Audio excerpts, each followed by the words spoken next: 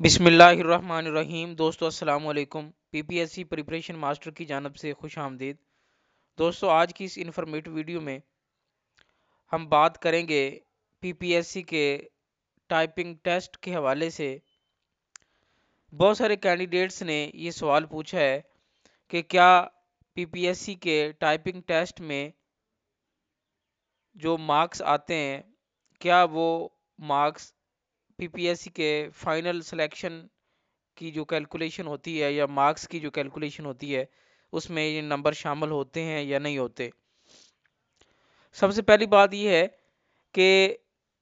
جو 3 step jobs ہوتی ہیں جن کا ٹائپنگ یا پروفیشنسی ٹیسٹ ہونا ہوتا ہے لائک جونیئر کلرک ہے، کمپیوٹر آپریٹر ہے، ڈیٹا انٹری آپریٹر ہے، سروس سینٹر آفیشیل ہے،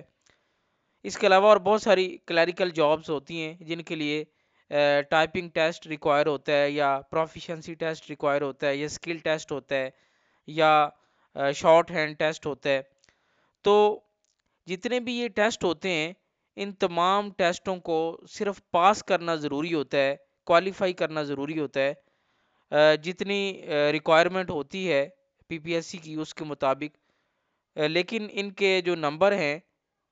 وہ فائنل سلیکشن میں شامل نہیں ہوتے، یعنی پی پی ایس سی کا جو میرٹ بنتا ہے فائنل سلیکشن کا، فائنل ریکمنڈیشن کا، تو اس میں ٹائپنگ ٹیسٹ کے نمبرز کو شامل نہیں کیا جاتا۔ مثال کے طور پہ کسی بھی جاب کی ریکوائرمنٹ یہ ہے کہ 30 ورڈز پر منٹ اس کی ٹائپنگ سپیڈ چاہیے،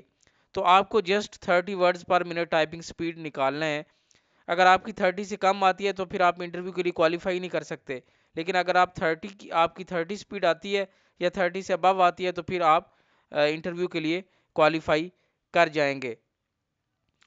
تو ٹائپنگ ٹیسٹ کا صرف پاس کرنا ضروری ہوتا ہے، فائنل سلیکشن یا فائنل میرٹ میں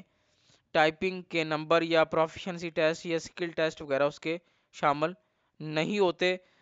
جو فائنل میرٹ ہوتا ہے اس میں ریٹن ٹیسٹ اور انٹرویو کے نمبر ہی شامل ہوتے ہیں، اس کے علاوہ اکیڈمکس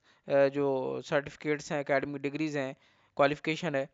تو ان کے نمبرز بھی شامل ہوتے ہیں۔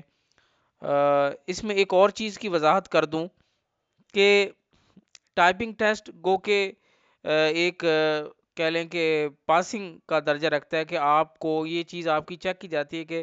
آپ کی ٹائپنگ سپیڈ ہے یا نہیں ہے۔ تو ٹائپنگ میں یہ ہوتا ہے کہ جو پی پی ایس سی کا کرائٹیریا ہے وہ کہ ٹائپنگ ماسٹر پہ ٹیسٹ لیا جاتا ہے اور نارملی 5 منٹ کا ٹیسٹ ہوتا ہے، تو ٹیسٹ میں جتنی ریکوائرمنٹ ہوتی ہے اس حساب سے آپ کو جو ہے سپیڈ نکالنی ہوتی ہے، یا آپ اگر پروفیشنسی ٹیسٹ ہے اس طرح کے جو بھی اسکل ٹیسٹ ہوتے ہیں ان کے نمبر فائنل میرٹ میں شامل نہیں کیے جاتے۔ تو دوستو یہ تھی آج کی انفارمیشن، مزید ویڈیوز نیوز اور اپڈیٹس کے لیے ہمارے ساتھ رہیں، دیکھتے رہیں ہمارا channel. Thank you for watching, اللہ حافظ۔